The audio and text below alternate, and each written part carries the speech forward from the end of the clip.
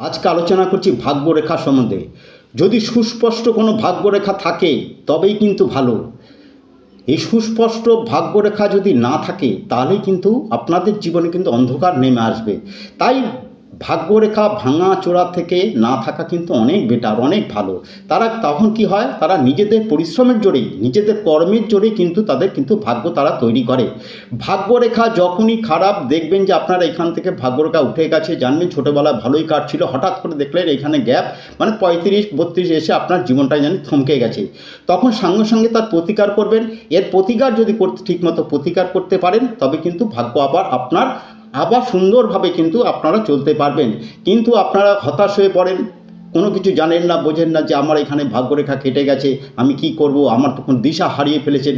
সুতরাং এইখান থেকে আপনারা যদি গাছের মূল পড়েন, অশ্বগন্ধা মূল পড়বেন, অশ্বগন্ধা মূল এবং সঙ্গে বামুনহাটি মূল পড়বেন, বেঁচে যাবেন। নতুবা ক্যাটসাই পাথর আপনারা ধারণ করতে পারেন। নমস্কার।